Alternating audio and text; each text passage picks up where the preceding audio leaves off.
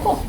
So thank you for coming to my session, everyone. My name is Christina Dulude. I work at Acquia. I'm a technical account manager there, and in a little bit I'll explain to you what that means. Today we're going to talk about partnering with non-Drupal designers. How many of us here would identify as a developer? How many of us identify more as a designer? Cool. How many do kind of both? Yeah. And who's something else, an other, like PM, something like that? Yeah. Great. So, for how many of you does this scenario sound familiar? If you are handed a Photoshop mockup, this has been done by either maybe an in-house designer or you've partnered with an outside design agency. This Photoshop mockup, it's beautiful, it's been properly vetted, it's been worked on for months and months, possibly close to a year. It's been tweaked to within an inch of its life. Everyone's super impressed by it, it's beautiful. So then you, the developer, are asked to turn this design into a Drupal site. So you do the best you can. Awkward. Every time. Skip. Probably the next DrupalCamp that I talk at is going to pop up again. So you have your beautiful design. It's been properly vetted. It's a Photoshop mockup. It's gorgeous.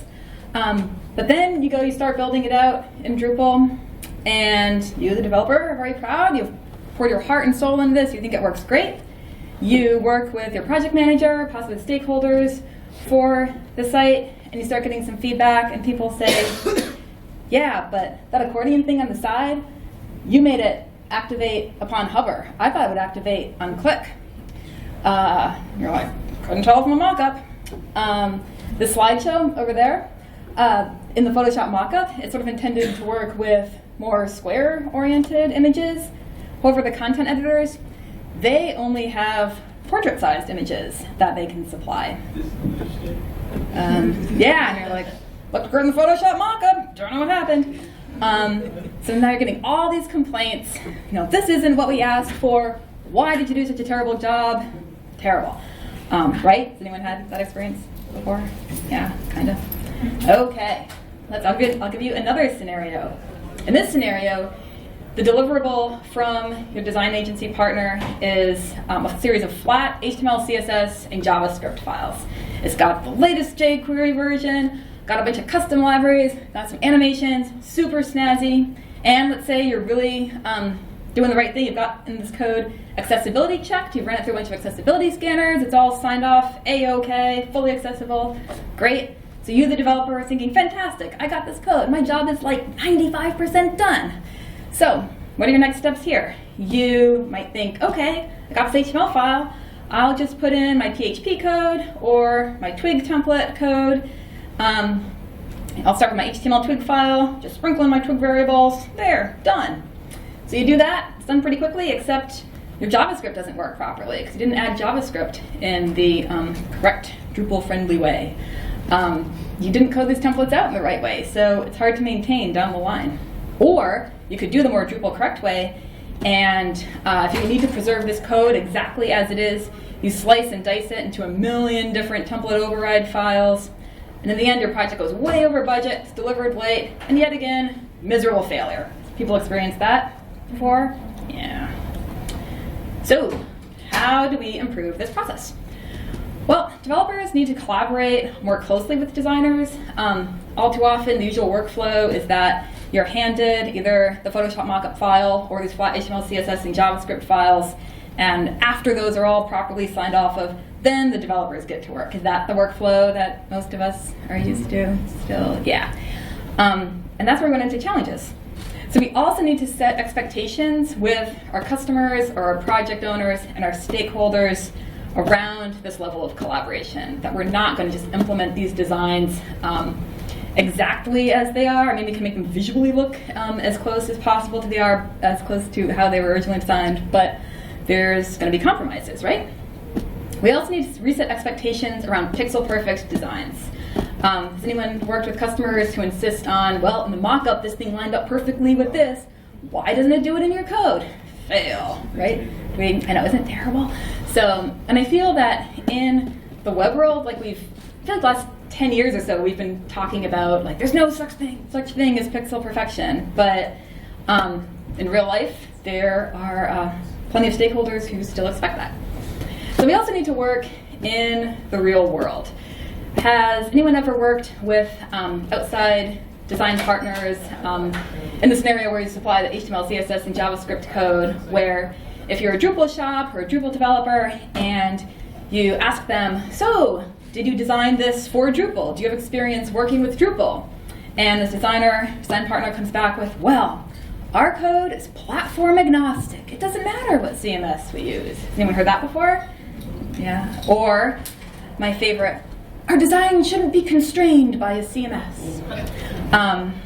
But I have news for you. If you, your customers, have decided on Drupal as a platform and you have a budget and or a time frame, then you are constrained. That's just how it works. So, a little bit about me. I mentioned earlier, I work at Acquia. I am a technical account manager.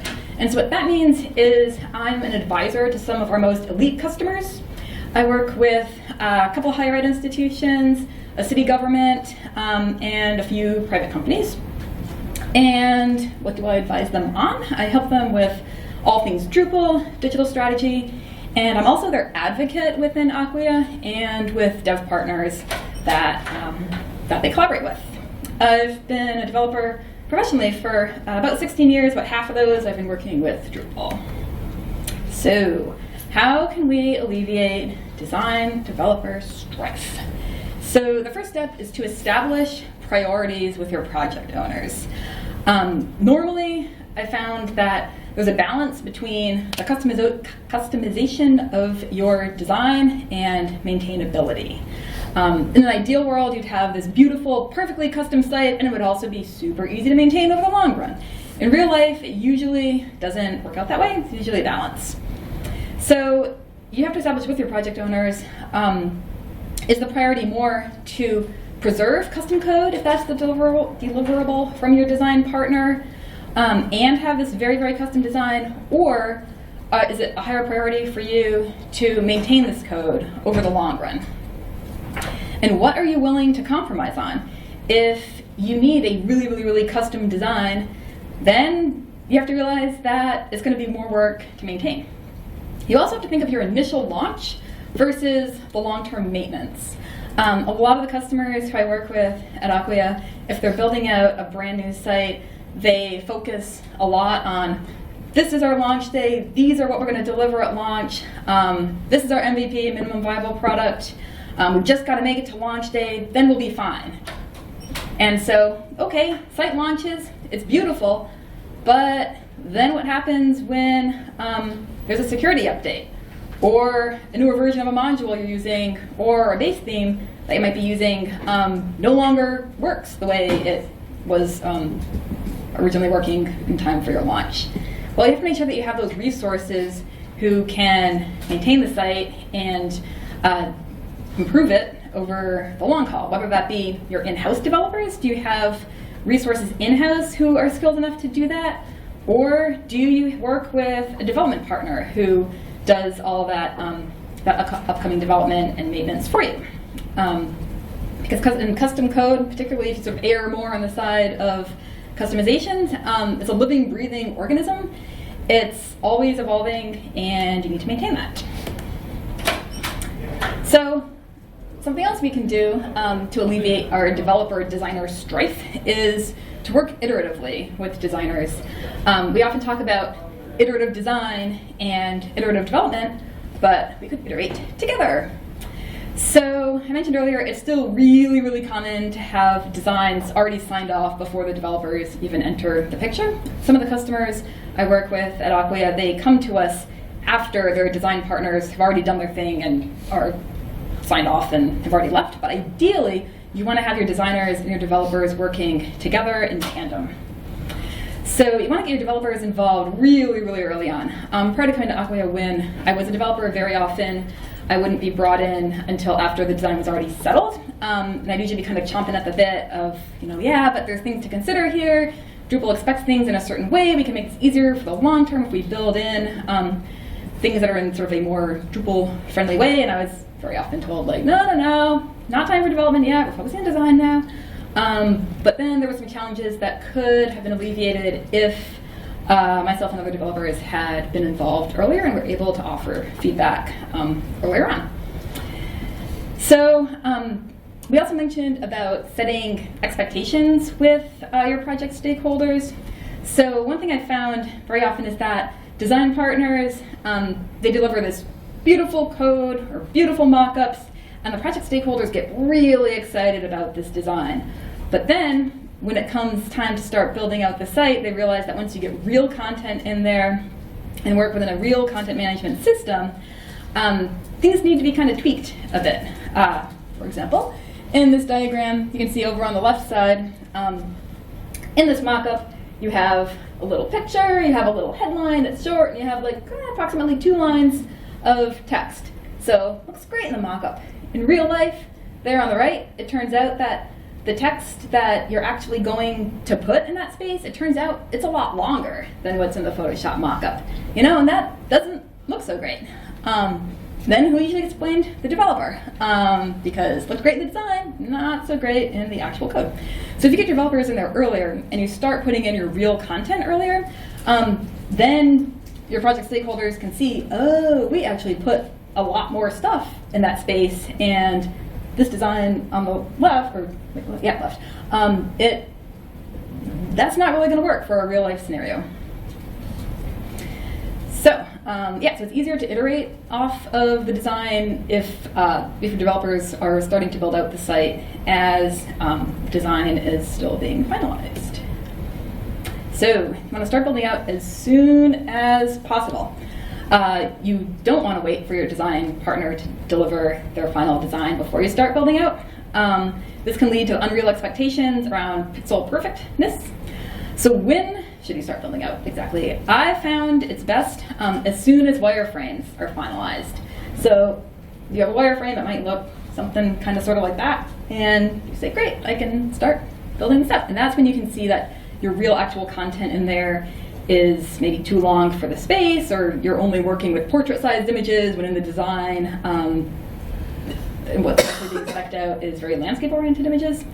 It's also more efficient because you're building out your wireframes. You can also be working on for look and feel. You can be working on your style tiles, pattern lab, things like that. So you can have your fonts, colors, images being worked out independently of your wireframes, which is also independent of building out your site in Drupal. So you can have these things going on in sort of a multi-threaded approach, not just sort of one right after the other. And so once you get to this phase, you can start building out your views, content types, panels, layouts, if that's what you're using, etc. So we talked about using real content in your design templates and your build. So very often in Photoshop mockups and coded designs, we use lorem ipsum text, right? People use lorem ipsum still, yeah. But the thing is, everything looks really, really good in a mockup, right? If my lorem ipsum dolor sit blah blah blah blah blah was extending too long beyond that nice neat headline, I can just shorten my lorem ipsum text, and no one really knows that isn't how that would work. So yeah, so here I have like a little headline, I have a paragraph of text. Yeah, but sort of like we looked at the example earlier, in real life, these titles might be really, really long, and things don't look so great there. We've also talked about images. I've had a real life scenario in a prior life when I was a developer where a design relied on these extremely horizontally landscaped oriented images. Everyone thought this looked really good, like, oh, this is really edgy, this is great, this is fantastic. Once we started building out the site, I get a call from the marketing department, Christina, you need to build in a layout that uses portrait-oriented images. And I was like, well, but we don't have that because this design relies on very landscape-oriented images in this slot. And they came back with, yeah, but we only work with portrait images. And I'm like, well, why not just tell your photographer to go out and take landscape images? They informed me that, no, that's not how this works. We get these photographs from someone else, and we don't have control over how they're framed. So, of course, in Drupal land, we can use image styles to sort of force photos or images into certain proportions. But then that's when you get like people's heads kind of chopped off funny, and yeah, and of course the people who are the photographers, they take great offense to automatically futzing with their images and stuff. So yeah, so you want to plan for real life content and real life images, and so that's why you want to get real content in there sooner rather than later. Don't just rely on lorem ipsum text. So yeah, so if you're in a design process where you need to get sign-off from your stakeholders at certain points, don't get sign-off on lorem ipsum text. Get sign-off on real actual content, because then it'll be less likely to come back and bite you later. Okay, so we also, in addition to real-life content, we also want to consider real-life workflows. For example, does the design rely on content that must be kept fresh? For example, if you have a news section, a recent news or a blog section that is very, very prominently displayed on your homepage, but you don't actually have recent news, if your most recent news is from like 6 months ago, maybe you don't want to make that so prominently displayed. You might want to look more instead for more evergreen content, something that will not be so glaringly obvious if it hasn't been updated in a timely fashion. In a previous job, I worked for a university, and we had some sites that were updated very, very, very frequently, and some sites that were updated not very frequently at all. And the initial design that we worked with, it did have this scenario of like recent news prominently displayed, which looked great for the departments that did have recent news and were always doing like really cool and interesting stuff. But for the departments that just didn't really have news because they were like the parking division, it just looked really, really weird. And so we ended up coming up with an alternate design that used more just sort of evergreen informational content on the homepage rather than highlighting sort of chronological things that needed to be kept fresh all the time. You should also keep in mind the skills of your the people who will be managing your content editors. Very often, a lot of times the mentality is, oh, there are ways in Drupal that we can make it that our content editors can go in and manage layouts without needing to know actual code. Oh, this is going to be fantastic. This is panels, for example. One of the universities I work with at Acquia, I'm their technical account manager, they launched the site a few years ago, and they thought this would be great. This site was like highly panelized, and so content editors could go in and change their layouts around, and this seemed like a really, really good idea at first, but now, several years later, they realized maybe it wasn't such a great idea to give their content editors who have zero design or web experience the ability to sort of move things everywhere. So now we're working with them to sort of scale that back and sort of lock down different page elements where some things they can change, some things they do not have the ability to change. So this is actually a real-life workflow. So from a previous job at a university, we had a faculty directory. A lot of universities have this, where it's sort of like a database of all your faculty and their research areas and such. And so we partnered with a design agency who wasn't really, they had some higher ed experience, but they weren't really, most of their clients were not universities, which in some ways was actually really good because, do we have a lot of higher ed Drupalers here? Yeah. So a lot of times these university websites, they tend to look the same. Like you see one university website, like you've seen them all. And so it was really cool working with this outside design agency because they had new and fresh ideas, and they weren't just looking at, well, what's X university doing? What's Y college? What are they doing? They're doing different. The downside of this is that this design agency didn't have quite the experience of realizing what it was like working with faculty members, for example. So in this faculty directory that we had, in the original design, there was a space at the top for like a nice, neat little paragraph where a faculty member could sum up their research in 2 to 3 sentences. You know, so the idea of this would be like, I study the migratory patterns of the American passenger pigeon. Done. In real life, anyone who's ever worked with faculty know that's not how faculty think. They have these like lengthy like of their work, and so they would be trying to cram these like multi-paragraph things into this little space at the top, and of course their text was more like, you know, since my postdoc fellowship at Harvard in 1982, I've been studying the migratory patterns of Pigeonus americanus with an emphasis on blah blah blah and a secondary emphasis on blah blah blah. So they had these like multi-paragraph things going on here, and so we tried to teach them about like content strategy and use all the usual user experience arguments of even brilliant people like to read things in simple language. It's not dumbing down, like one of the arguments was like, I'm not going to dumb down my bio for people, like we're an elite university, like we're not going to do that. I'm like, no. Even really, really smart people like reading simple text. You're not dumbing down your thing, but it wasn't going so well. So we realized, okay, this is sort of like a losing battle. And also the way this faculty directory worked is they could log in, all faculty members had a login, they could log in and sort of manage this thing themselves, so it wasn't like they had other people doing it for them. So yeah, so we realized that was a losing battle. So we ended up building in a show more link. So this thing would truncate after, they could put in as many paragraphs as they wanted, but it would truncate after the first one. So we advised them, like, it would be a good idea to have your 2 to 3 sentences of your summary, but if you need to go on more, fine, like we'll let you do that. And so yeah, so the show more thing, click the show more, and then you get their full text printed. So in this sense, luckily we sort of realized this early on, that faculty members were not good at condensing their little summary into text, and so or a little chunk of text, so we were able to work iteratively off of that. Ideally, we would have realized this even sooner in the process.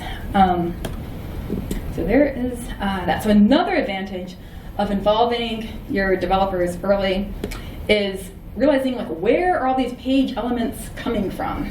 So, for example, here's my wireframe. What are these things? Okay, so we realized that here on the left side, this little listing of news stories, that's a view. It's pulling in the most recent news on my site. Here on the right side, this little slideshow, that's a node queue, and it's pulling in, let's say, maybe specific nodes that you'd like to highlight. So you can do this when you're still in wireframes, like that. You say, where's everything coming from? Are these views? Are these like just a listing of like an individual node page? Is it something that's being pulled in from an external resource? Because that can actually dictate sometimes how your page is laid out and how it might be formatted.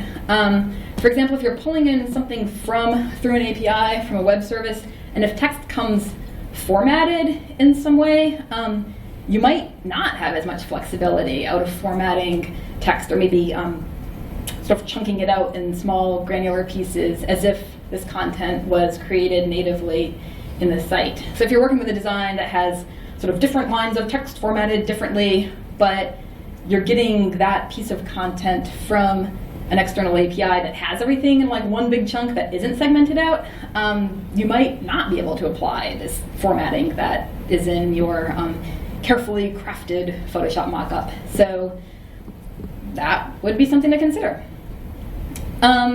So ideally, you'd start diagramming this out when you're in the wireframe phase. You wouldn't start building out the site and then realizing later, like, oh, how are we going to do this after you've already created content types and views? So you can sort of map out where these things are coming from, and then once that's settled and signed off on, then you can start building out your content types, views, etc.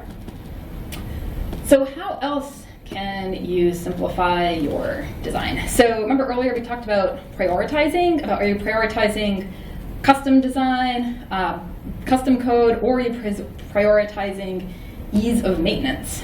So if you realize, you know what, we don't really have that many skilled in-house developers, we'd rather just use as many existing contributed resources as necessary, you might consider using a base theme. This can make development much easier and your maintenance much easier over the long run, because then if you're using a base theme and all you do is kind of configure some things maybe through if your base theme has like a configuration interface, a config panel, or maybe you just use this base theme, but you just kind of tweak some CSS a little bit. That makes maintenance much, much easier than if you're doing everything completely custom. So here are some popular base themes that people use. Foundation and Bootstrap are based off of existing frameworks, so this is sort of an easier pill to swallow for people who are coming from the front-end design world. So this is where building out designs early and working with your design partner is important. One of the customers who I work with at Acquia, they really, really liked Foundation. They were familiar with that already, and they're partnering with an outside design partner, and the partner was more familiar with Bootstrap. But my customer was able to tell them, look, we want you to use Foundation. That's what we're more familiar with and what we'd like you to do. And the design partner said, fine. So in that sense, they were able to get in there early and be able to push back on decisions rather than getting a design that was not really in keeping with their existing skill set and would have been harder to maintain. Or you might want to consider not using base theme. So on Drupal.org, there's sort of a perennial question there of, what's your favorite base theme? And everyone kind of chimes in with like, Omega, Zen, Bootstrap, blah, blah, blah. However, there are certain circumstances where using a custom base theme or using a base theme can actually make your job harder. And this is the position that I was in when I did more actual hands-on coding, because in a lot of my previous jobs, I worked on teams that were very, very design-focused, and I was the developer. And so in those situations, custom design was prioritized over ease of maintenance. The rationale being, we don't want our website to look like every other university website.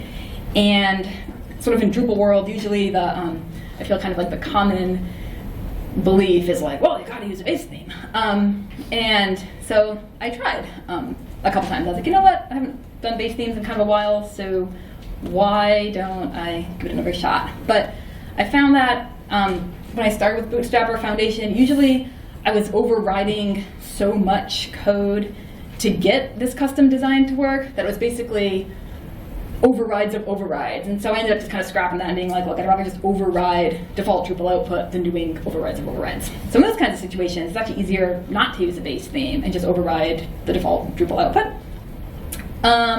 So what my usual workflow was I'd just start with the Stark theme and kind of just start with that as like a starting point and kind of develop off of that. So something else to consider is if you are working for an organization and you have many sites, you don't just have like a single site, but like if you're a university, for example, and you have like many, many, many sites, you can create your own base theme.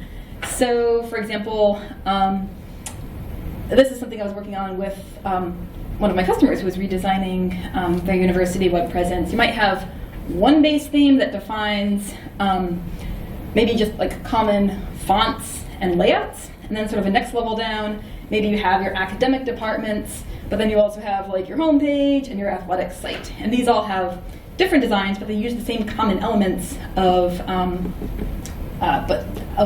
each other because that they have the same common university branding. But then within your academic department theme, you have maybe individual sub-themes for the individual sites, because there's something that is, or certain things that are specific to each of those sites that they need their own themes. You can have multiple levels. People don't really realize that you can have multiple levels of themes and sub-themes, and so that can be a way to keep a common look and feel, but also give your organization each site having its own individuality, but preserving common brands. So, something else I also advise my customers who are working with design partners is to use your HTML, CSS, and JavaScript deliverables as a model, not commit to reproducing the code exactly as is. So very often, this is your deliverable from your design partners, HTML, JavaScript, and CSS code. So don't get committed to the actual code. So for example, let's say you have a slideshow. I know like all the usability studies say, slideshows are terrible, no one looks past beyond the first slide anyway, do away with slideshows, but like let's face it, we all still have slideshows, right? So let's say possibly in your design deliverable, your code deliverable from your design partner, it relies on a certain JavaScript library to make this slideshow work. And it needs a very, very specific code structure. So you might need to override a ton of templates to get this code to look a certain way. So you might end up with all these custom templates just to get a slideshow. Or you could use view slideshow module, apply your CSS accordingly, and call it a day. I would tend to sort of err towards a second option. Great. Yeah. So Drupal, as you know, Drupal outputs its own markup. A lot of the design partners who are very heavy in front-end development and are not necessarily Drupal specific, one of the reasons or the arguments they have against Drupal is that Drupal code, I guess specifically like Drupal 7 and before in particular, is very messy, like div-itis, like divs nested inside of divs, right? Have we all heard that? Yeah. And so that's why they say, oh, you have to use our custom code. Drupal code is messy. And by default, prior to Drupal 8, it's not HTML5. That's also kind of a sticking point with a lot of front-end heavy design agencies. And of course, in Drupal, you can there are modules and themes that can make it output as HTML5 and CSS3 prior to Drupal 8, but natively by default, Drupal 7 and 4 didn't really do that. So of course, they feel very strongly about this, the front-end heavy design partners, because this is their livelihood. This is what they do. So you can use modules or existing themes to clean up less than satisfactory Drupal markup. Yeah, it's kind of funny. So one of the customers I work with, they're partnering with an outside design agency, and this design deliverable it was very dependent on a custom JavaScript library that this design partner had done. And it was also kind of quasi-proprietary, so my customer couldn't really modify things easily, and it was really important for us to set expectations with this design partner up front of, look, this is Drupal, we're going to kind of slice and dice your code, we're not going to just kind of lift and shift it like whole hog into it, and that was good because otherwise there really wasn't a way that we could have built out or preserved their initial JavaScript and just sort of import it into Drupal without doing a ton of modifications. And what I would advise you to do is be upfront with the design partners that you're going to take their code and slice and dice it. Don't kind of spring it on them at the last minute of, oh yeah, no, we're just going to kind of rip your code to shreds and Drupalize it instead, because this is their livelihood. They put their heart and soul into these designs. I'd be super offended if I, stayed up nights and weekends working on getting my code absolutely perfect, and then this Drupal developer came in and was like, yeah, no, we're not going to use any of that. So be upfront with them that you're going to sort of tear apart their code a bit, just so that you don't hurt their feelings or cause any rift in the customer dev partner relationship. But don't promise them that you're going to preserve their code as is, because no one really wins from that at all. So JavaScript in Drupal. How many of us have done JavaScript in Drupal sites? Right? Yeah. So Drupal wants JavaScript to be formatted in a very, very specific way. A lot of times people, when they're getting started, if they're coming from the front-end development world and they're new to Drupal, they just think, oh, I'll just take this HTML file with these JavaScript external resources, and I'll just do my regular link to external JavaScript files, or I'll just kind of sprinkle my inline JavaScript here. But that isn't really great. That's not how Drupal wants it to be. Drupal wants JavaScript to be formatted very, very specifically. Also, something else that's sort of a bit of a rude awakening for people who are very front-end development heavy is that the version of jQuery that comes packaged with Drupal, by default, it's several versions behind the most current version of jQuery. That's also a lot of people I know who are hardcore front-end developers, why they don't like Drupal is they're like, wow, it also has this really old version of jQuery, which that's Drupal 7 and before. In Drupal 8, it handles jQuery, you have to like explicitly say. But if you're in Drupal 7, you can use the jQuery update module to use the more current version of jQuery, and that's sort of the more Drupal correct way. You shouldn't link directly to the more current version of jQuery, jQuery library that you want to use, because that never ends well. So something else to keep in mind is that if you have a dev partner who is supplying their own custom JavaScript, that might conflict with Drupal's default jQuery or JavaScript output. One dev partner who I've worked, or one of my customers has worked with, they didn't quite understand that Drupal outputs, it's Drupal core, but then also any modules you use also output their own JavaScript, and they were like, well, but our JavaScript is all bundled together, so it doesn't conflict with one another, so you can just plop this right into your Drupal templates. And my customer and I were working with them on resetting expectations about like, yeah, but Drupal core, and this was Drupal 7 site, Drupal core and Drupal modules, they're outputting their own JavaScript, and it's not really playing very nicely with your JavaScript. So we have to format our JavaScript correctly with Drupal behaviors in our JavaScript, which is sort of a way of sort of compartmentalizing your jQuery to sort of make it work nicely and sort of resolve conflicts more easily. We're going to have to kind of slice and dice up your JavaScript code. And they didn't really like that, but that was the only way to make it work on the Drupal site. So finally, a lot of times it's a good idea to sort of scan, do code scans and audits as part of when you're building out your site for accessibility, but also making sure that you have valid code here. So it's a good idea to save any of these code scans until after you have your Drupal site built out. I mean, if your deliverable from your design partner is this flat HTML, CSS, and JavaScript, and you want to be sure that they are delivering, for example, like accessible code, or using the correct coding standards, by all means run your scanners on those templates that they deliver, but you also should rerun them once you build out your Drupal site, because sort of like JavaScript we talked about earlier, where Drupal adds its own JavaScript, it also, of course, by default adds its own markup. So any scans you run them on your design templates, but then also run them on your actual built-out Drupal site. And finally, don't forget about accessibility. There are varying levels of accessibility. I actually submitted a session to DrupalCamp Baltimore with a colleague about accessibility. Usually, in working with, I found someone's working with design partners if their deliverable is code, and we ask them, oh, and do you build, how are you building out accessible websites? And they say, oh yeah, no, of course, everything we build is accessible. But then it's like, yeah, but what does that mean exactly? So, because there are different ranges of WCAG compatibility, for example.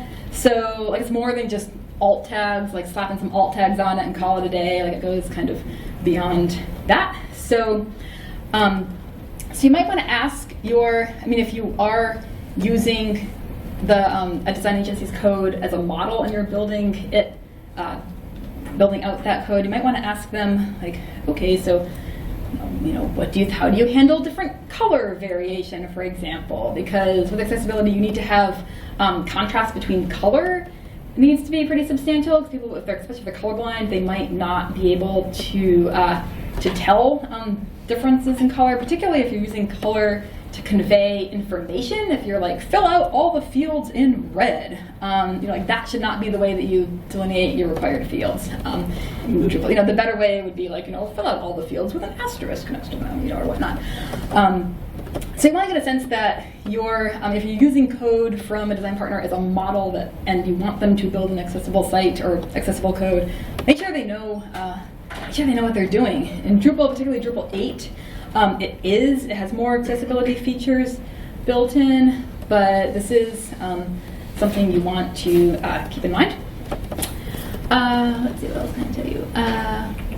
Yeah, so particularly those of you, if you work for like public universities or government agencies, federally funded nonprofits or K through 12 schools, you like legally are required to be Section 508 compliant. But any of you who do not fall under one of those groups, it's also just a good idea to do that.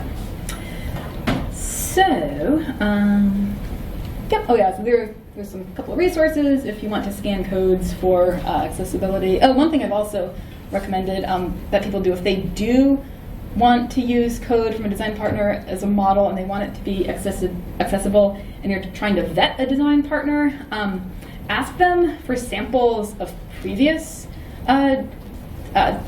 coded designs that they've built and run those through accessibility scanners, and then you can kind of get a sense of like, okay, did they actually build accessible websites in the past, or are they just saying they're building accessible websites but not really?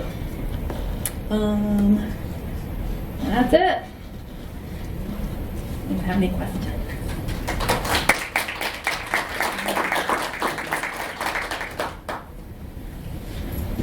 So if we have any questions, we have a microphone. Somehow it turns on.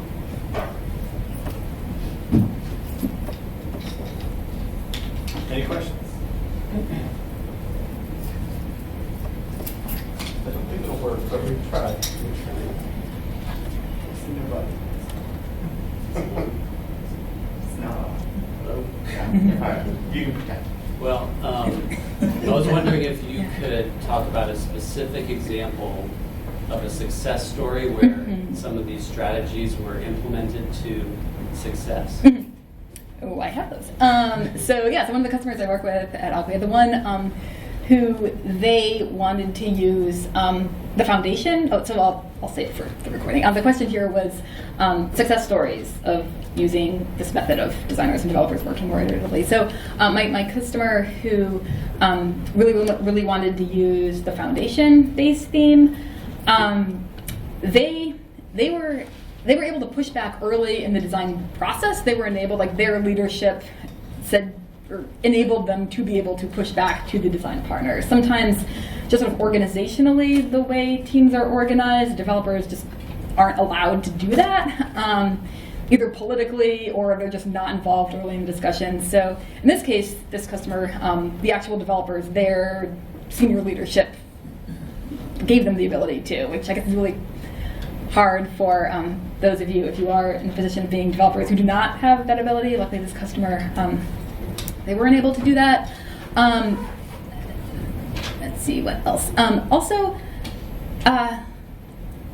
not to be like doing an awkward pitch here or whatever, but having myself as sort of like a third party participant in this discussion helped my customer because they're a university and they work with this outside design agency, and having myself as sort of their advocate here to tell this design partner, like, no, really, we're not just going to plop your JavaScript code like whole hog in. That's not how this works. That carried more weight than just having their internal developers pushing back. So that worked out pretty well.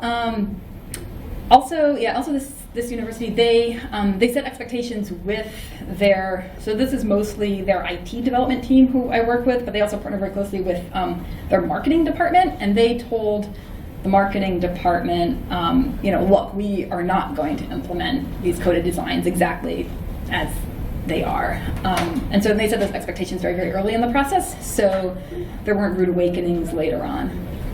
So yeah, set expectations early. That's kind of their biggest benefit. Yep. Question. I'm with a group we're currently looking to build a Drupal site. We have no in-house web developers or IT specialists. What sorts of communication or challenges are we going to face, given that I probably know the most, I'm a low-level Drupal user, and there's no one else? Yeah. So the question here was, if you don't have very robust in-house developers, if you're sort of like a team, or if you're a team of one, sort of managing a Drupal site, what do you do? So you are an excellent candidate for a base theme. So if you're in a situation of having like, oh, this very, very, very custom design versus like ease of maintenance of using a contributed base theme, you should totally err on the side of base theme, even if it means compromising on like whiz-bangery of a snazzy design. You also might want to consider hiring an outside development partner, even if they're sort of like a buddy. Like some of the relationships that I have with my customers is I'm like their Drupal buddy. They kind of like they bounce ideas off of me, and they're like, oh, hey, we're thinking of using these two modules for this use case. Which do you think is better? And I'd be like, well, this one isn't really supported. This one's better, blah blah blah. So I know I think a lot of Drupal development agencies historically, it's been like you outsource your development to them, but I'm sort of anecdotally I'm talking to people who work at a lot of agencies, it's more that they're having more of a relationship of being like a buddy to in-house developers. So you might want to have an outside development partner buddy. Let's see, what else can I tell you? Yeah, you should definitely plan for like ease of maintenance, and make sure you have contingency plans for maintenance going forward, not just making it to launch day, but like what resources do you have in place sort of for the long haul and maintenance, making sure those are adequately planned for. Okay, what else? Yes. Hi. Listening to everything that you're saying, I mean, I've kind of been on both sides of the equation.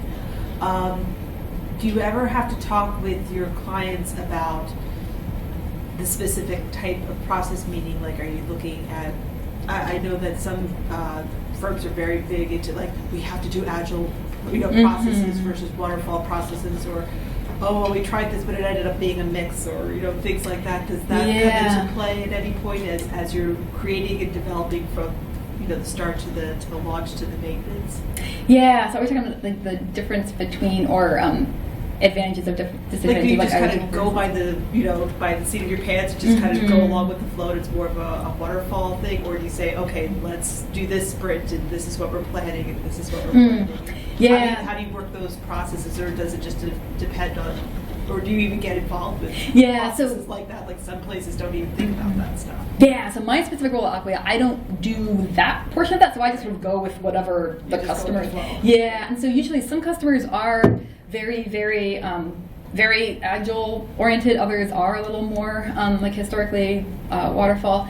Usually, so there's different teams at Acquia. Like we have different teams that do actual development for customers, and they're very, very Agile, and they do like user stories, like in Jira and stuff. If you guys are familiar with that, so I'd say most customers I work with do kind of a mix of like Waterfall and Agile. I think they like to think they're doing more Agile workflows, but yeah, in the end, they like to think, or or like it would be the stand-up meeting was an hour, and you're sitting at a conference call, and it was like, let's stand up, just a quick update every day. Yeah, so, I think they strive more for Agile. They end up doing kind of. But that means they're just using the terminology, but not really doing it. So, yeah, I think that's the more workflow. Yeah. Okay. Anyone else? Yes. When you deal with like long-term maintenance, so it sounds like you have long-term relationships. How much do you find that the snazzy design that they fell in love with, and they start, that education process where they start recognizing their snazzy design has trapped them, and start recognizing and hearing the education that you've probably been trying to feed them for a while about there's some modules, there's some elements that. How do you generally find that process, and how hard is it, how easy is it to change? Okay, so yeah, the question is snazzy design, but if their workflow doesn't really align with the snazzy design, how do we build it? Yeah. So yeah, long term. So it usually is an evolving process. One customer who I worked with, our professional services team at Acquia built out their website, and so but there was an outside design partner who did the design, but our PS team built out this like very sophisticated, like super awesome site. But the in-house development team for this customer was very, very tiny. They were actually kind of like your example, where there was like one guy kind of for the most part, and he kind of had these two other guys who were not real Drupalers, and so they weren't really able to use all of the features, both the design elements, but also just the variety of configurations that that we built out for them. And so that site uses paragraphs module, if any of you are familiar with that. So there are all these different like paragraph layouts they could choose, and I think there are about like 10 or 12 different like paragraph bundles that so any of you who are not familiar, paragraphs are sort of like little like bundles of fields that can be formatted in certain ways, like little mini layouts. They ended up just using we usually use about there's 3 of these little layout things that they use most often, and unfortunately I'm pretty sure, and there's been like some turnover and stuff in their internal teams, I'm pretty sure they don't even use about a good 3/4 of the layouts that we initially built out for them. So if you can build out flexibility in your designs, I think I showed earlier about with our faculty directory that I was working on in the previous job, where it's like you can supply a little snippet of text, or you can supply a big snippet of text, or not so snippet, and both will look okay in their own way. But of course that's really hard. That's additional development that you have to build in to sort of account for all these different variations. So I'd say if you can have, if at all possible, if there are ways to build out something where it's very easy for content editors, for example, to interact with, but then also for the more advanced content editors, maybe people who are more developer friendly, that they could also I guess use their, sort of talking in abstracts, I'm kind of trying to think of a concrete example of this. Yeah, so basically you don't want to sort of shoehorn everyone into, like if you have like a snazzy design, but content editors who are not that great at understanding how it works might have a really hard time with that. So then of course that's bad because they wouldn't actually ever update their content, because it's frustrating. On the other hand, if you don't want to have your sort of like dumbed down simple design and build, because then your more sophisticated content editors get frustrated with that. So ideally, if you can build in flexibility so that both groups are able to sort of use their skills, their ability, that's like a super wishy-washy answer. I don't have like a good concrete example of how to do that, but ideally you want to have that sort of flexibility in there. But I'd say in most projects I've worked on that have snazzy designs as the initial deliverable, relatively few of them actually end up using like the extent of the snazzy design to its full capability, like months and years down the road. I guess that's my short answer. So, one more. Yes. I think it's worth repeating that designs should be flexible. You just mentioned that term, and they shouldn't be over-specified, especially when it's pretty obvious that the design is not the end point, it's the halfway point to completing the project. If you think about it, the design and then the build. Yeah. If you get the iterative process, that's good. But there's this trend, I think, with design right now to over-specify everything, and that doesn't meld well with development, especially in Drupal. Definitely. Yeah. So everyone hear that? So, so design is a midway point in this. Design is not the end point, and we don't want to over-specify all of our design elements. So, yeah, that's a very good note to end on. So, thanks, everyone.